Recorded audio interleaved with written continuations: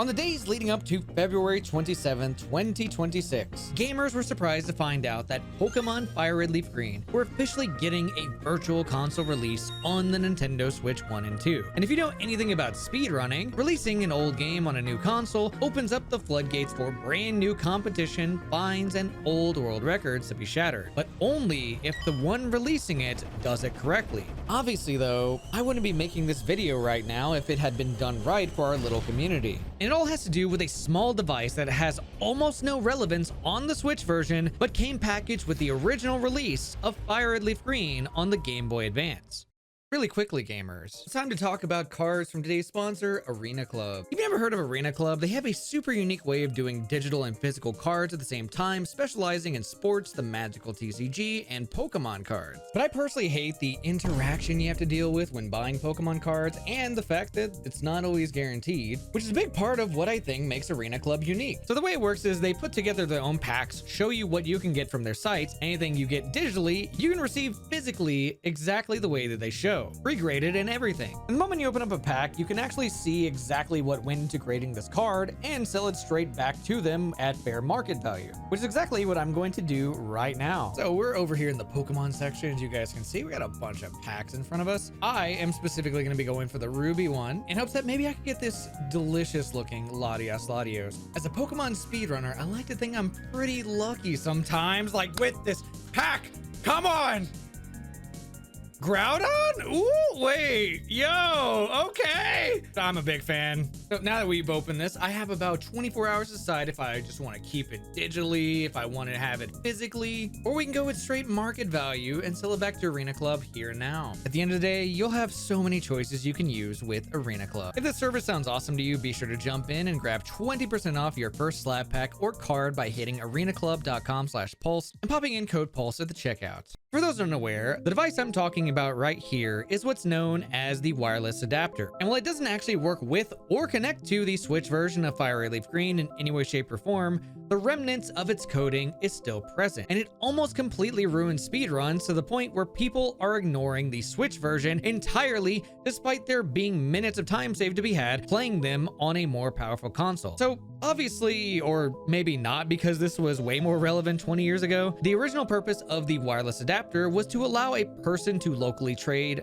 battle, and connect to other players. Despite all those things not being allowed in a speedrun, the device does actually have a purpose when speedrunning any Generation 3 Pokemon game. You see, when this little accessory is plugged in, and even when it isn't, it still does a little check to see if it is. Specifically, when you enter a Pokemon Center, soft reset or hard reset the game, or if you close any menus while inside of a Pokemon Center, the game will just sit there for half a second each time you try one of these actions if you don't have the adapter plugged in. And while this only saves 2 or 3 seconds in an any percent speedrun or 8.5 to 10.5 seconds in a round 2 speedrun, it does make a pretty decent difference whether or not you have it plugged in. However, speedrunners specifically won't plug this device in until after they successfully RNG manipulated a Squirtle with really good stats. Because for some reason or another, it kind of ruins how we go about obtaining those Squirtles. So for those unaware of what RNG manipulation is, it's essentially taking advantage of known patterns within a game to try and manipulate RNG patterns in your favor. And because Pokemon's RNG isn't actually fully random, you can do that pretty easily as long as you know the starting point and ending points for that RNG that you want to produce results for. For the preferred method speedrunners use, the RNG process starts the moment you hit OK on naming yourself and ends after hitting A on "This Pokemon seems energetic" text box, while the other method starts the moment after you finish holding down a button to transition past the game's title screen, then ends on that same text box I talked about before. And the precision to get past both these methods successfully is frame perfect or a 1/60th of a second precision window. That is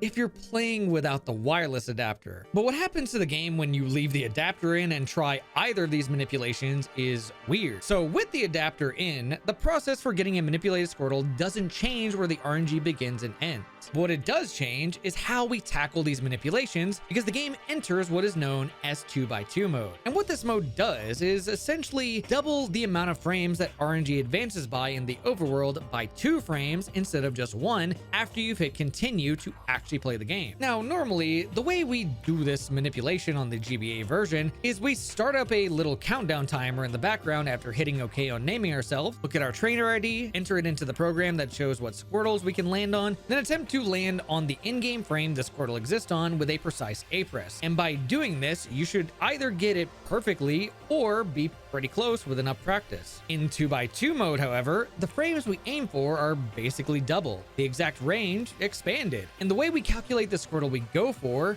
needs division to hit the correct one. Because with the frames scrolling by at a speed of 2 frames at a time at a native 60 frames per second, we'll need to find the frame we're aiming for, divided by 2, then plug that divided number in and adjust it until we get close enough. But to top off all these complications with 2x2 mode manipulations, what if I told you that even if you did all this with the perfect precision, that the Squirtle you're aiming for might actually be impossible to obtain from the moment you start the game. Why exactly? Well, with the game scrolling through those frames 2 frames at a time instead of each frame 1 by 1, this means you can only either aim for even or odd frames, since 2x2 mode skips every other frame. And unfortunately for us, there are 0 indicators or currently known ways to know if we should be aiming for even or odd frames when starting up a manipulation. And without the use of glitches, there's no possible way to actually get this mode to turn off. Currently, it takes a bit less than 2 minutes to reach the table and try this with the speedrun methods, but it adds up quite a bit mentally when you keep doing this for hours just for nothing to show up after all that hard work. So I will say though that you could technically make this a bit easier by saving and quitting for a Squirtle, which ends up actually mitigating some of the 2x2 mode, since sitting on the continue screen stops 2x2 mode until you enter the overworld. But this type of manipulation is unfortunately considered to be a bit slower, since you have to wait until the entire title screen is done playing to consistently get results. But with all this said, I imagine some of you might be thinking, why not just grab any old Squirtle and run with it? Surely it's better than dealing with this headache. Well, the thing is, that is exactly what every glitchless run of FireRed Leaf Green on the Switch leaderboards has been doing for the past months since its initial release. But with the best current time on the Switch leaderboards being 8 minutes slower than the older, laggier version of FireRed Leaf Green, I think it's kind of depressing in a way. And nothing against anyone who's done a run of FireRed Leaf Green on the Switch and submitted it, but with the potential time save the Switch 1 and 2 provides, we should be seeing times much closer or better than the Game Boy Advance times. But thanks to a simple little device that shouldn't be relevant at all, the reality is that nobody really cares to speedrun FireRed Leaf Green on the fastest console it's ever been released on, with the best known methods to speedrun with Squirtles that look like this. That, however, is not the full end to the rough speedrun scene on the Switch, as there's one more category I have to talk about, which is the any percent glitch category, the likes of which is actually impossible to do with the fastest known methods to beating FireRed Leaf Green with glitches. So I actually covered this very thoroughly in another video, which you can watch after this one if you want to know more about it in full detail. But the TLDR is that a very complicated glitch known as save corruption lets you beat FireRed Leaf Green in about 20 minutes by just saving, catching, and depositing Pokemon under very specific circumstances using box names to warp to the Hall of Fame. But saving in the Switch version works very differently compared to the GBA version, making it impossible to achieve save corruption because you simply can't corrupt saves without the game throwing away your save on the Switch version. It's weird, but at the very least, you can do the old non-save corruption glitches that use Farfetch and Mr. Mime to warp to the Hall of Fame using mail, which I think is definitely a plus in all of this. But it's just kind of sad at how much potential is being lost to a lot of simple things that truly only affect our side of Pokemon. However, I don't want to end on a sad note, because one day someone will be coming along and proving all the naysayers wrong,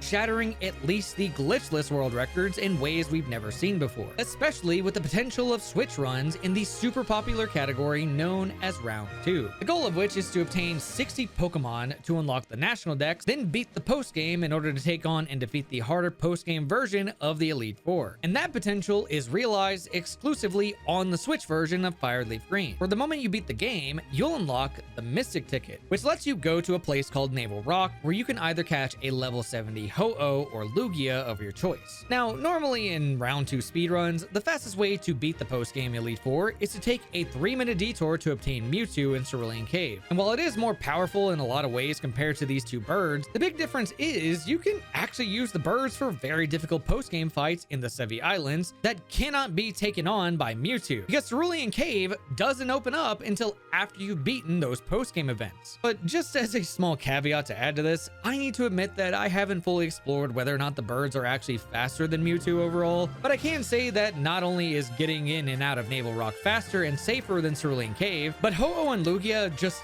absolutely obliterate the post-game fight so fast that I think the Switch 1 and 2 runners should at least look into trying a route using them to see if they are. But for now, whether or not anyone will become a FireRed Leaf Green Virtual Console legend capable of beating the GBA world records in either category has yet to be seen. And only time will tell if anyone decides to painstakingly overcome the odds of getting a Nintendo Switch Squirtle in the world of Pokemon speedrunning. Pretty much all I got for today, but if you want to know when someone finally does that, you can subscribe here and I'll tell you all about it in a future video. Special thanks, by the way, to my lovely supporters on Patreon.